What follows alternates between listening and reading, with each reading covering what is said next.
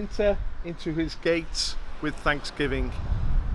We're going to enter the gates of Williston Parish Church, an Old English church in an Old English village. And today we're going to give thanks for the life and work of a great English patriot, Simon Harris. So let's enter the church and remember Simon.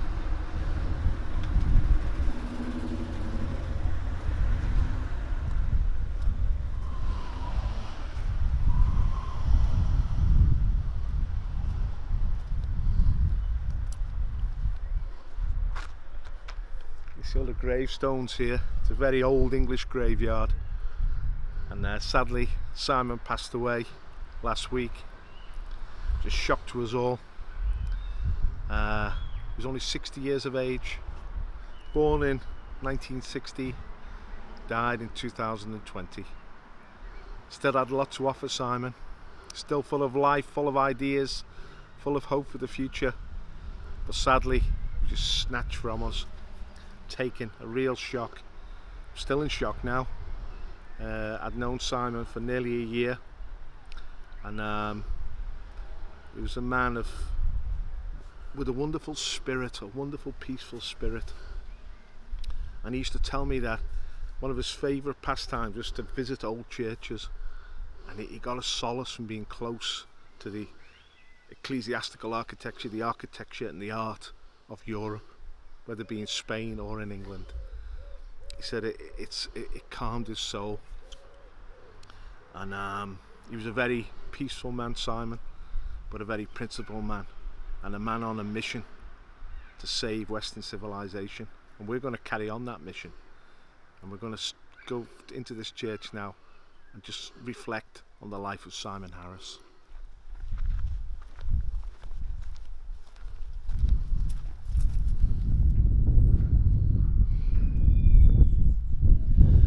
Yeah, Simon first came into my sort of mindset when I was watching some video footage of the Catalonian uprising. I think it was in April 2019, and he was following the crowds. It was very violent. It was a very dramatic situation, and he was an intrepid sort of filmer, blogger. He was in the midst of the crowds there, and he was talking about the Catalonian situation in a very sophisticated manner and a very insightful manner. But what struck me about Simon was he was speaking the truth. He understood it. He had a real comprehension of what was happening in Spain. This is an interesting character. So I started watching his videos, and then he posted on one of my videos. There was the time of the Spanish general election. I think it was in May 2019, and the rise of the Vox Party. And I did a video on the Vox Party and my impression of why they were suddenly becoming so popular in Spain. And Simon Harris said, "Spot on, Paul." He said, "You've really caught what this is all about." He said, "I agree with you 100%. And I sort of responded and said, "Isn't it great to get a compliment from somebody that knows so much about Spain, and it's such a big figure on the internet, on YouTube." But Simon already knew who I was, because we have a mutual friend called Banksy, John Banks, who's involved with the EDL. And he told Simon to watch my videos on my video channel. And Simon had I'd been impressed with what I had to say, he told Banksy. And he became a keen follower of me, And so we exchanged a few comments on YouTube. And then Simon started to email me. We exchanged email addresses, and I really appreciate what he had to say. I thought he had real insight. He made a few suggestions about my videos, how to improve them, and we discussed issues around Spain and Christianity. He was really interested in my Christian faith. He was questioning me about it. He was a seeker himself. I could sense that. He told me he spent a lot of time in churches in Spain, and he loved ecclesiastical architecture and ecclesiastical art, and he was feeling drawn to Jesus. He said he was feeling drawn to Christ, and he was asking me about my faith, and he said he could see that I was on the rock. What I had to say was I grew a lot of confidence from my Christian my Christian principles, my Christian faith. And so I got to know Simon, and we started to interact, talk, and he was a man with incredible peace in his heart. He struck me as a Christian.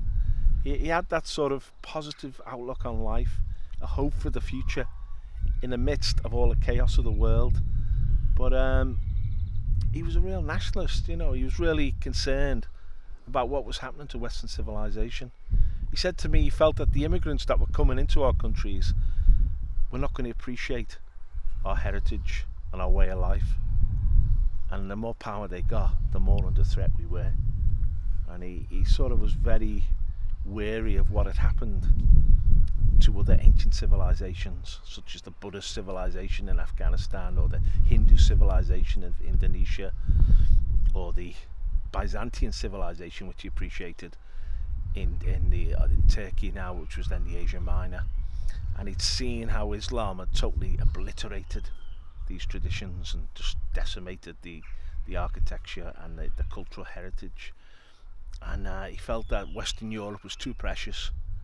This is like a treasury for humanity, Western Europe, in its architecture and its art and its spirituality, its history, its thought. We can't let Western Europe simply die. And he wanted to explore who was behind this, who was trying to take control of our civilization, and who was trying to undermine it from within.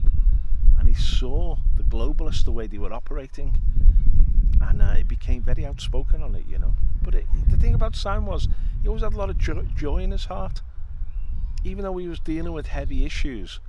He had a lot of joy, and it lifted you up when you interacted with him. There was a lightness in his spirit, and but also like myself, he was intrigued. He was investigating all the time, exploring the nature of politics and of society and what was happening, and how we could get a force together in Western Europe to defend our civilization.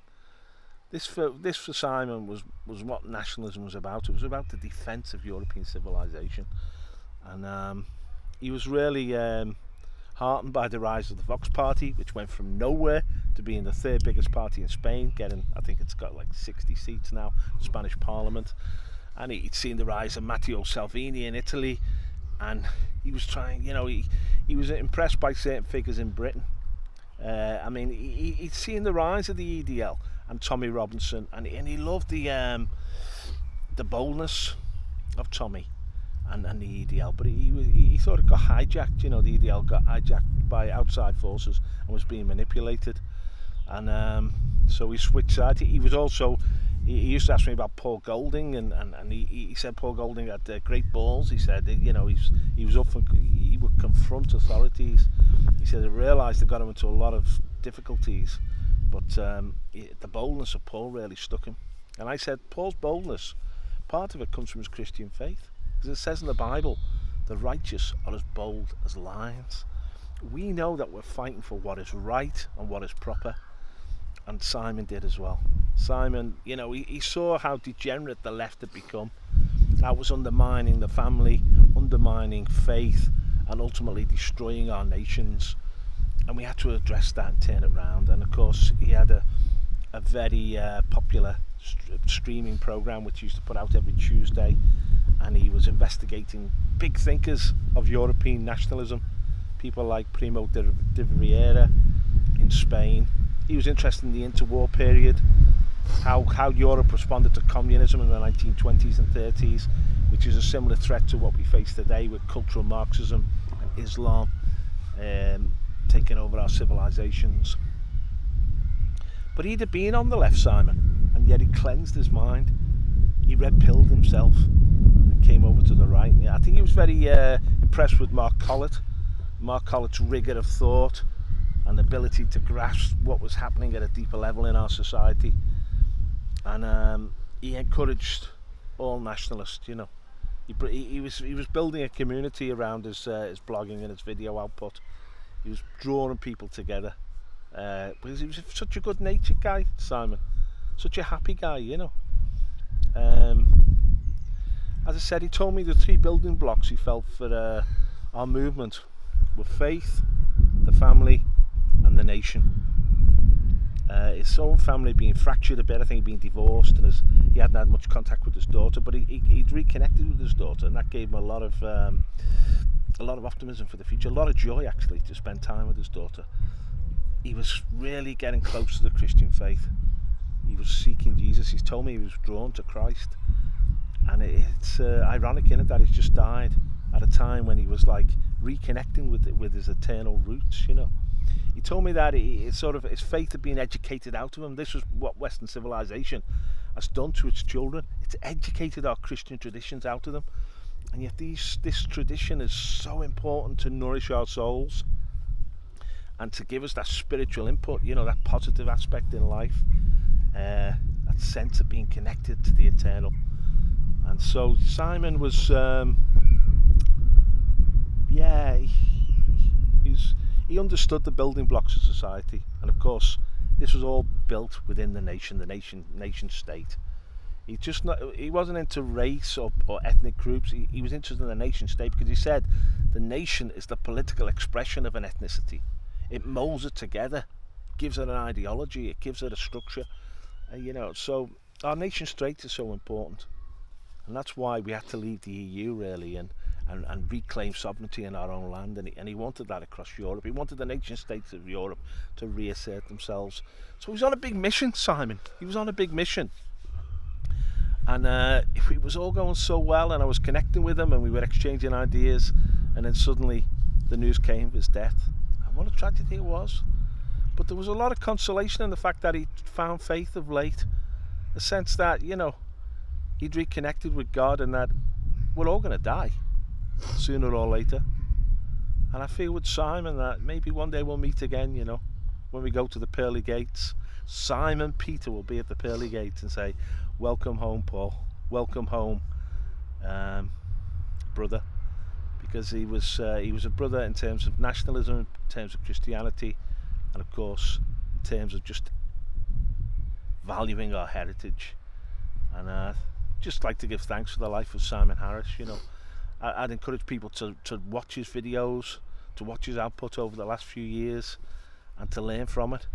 Not only to learn politically and ideologically, deep in your thinking, but to learn how to be a good human being. Because Simon always was a very professional guy, and he was also a very accommodating guy. You always felt relaxed in his company. You always felt encouraged when you interacted with him. A great spirit, a great spirit is gone. And just give thanks for his life. Sad that he was snatched from us prematurely, age 60. He had still had a lot to contribute, a lot to say, but what he did say is going to be more important now. It's going to have more weight and more significance. And this is the nature of, in a sense, nationalism. We connect, we value those who've gone before us, we value our ancestors, we value their contribution, and we want to pass that on to the future generations, that continuity over time. And Simon now is in that timeline of Western civilization. He's made this contribution, and let's value what he brought to the table, and let's build on it. So thank you for the life of Simon Harris.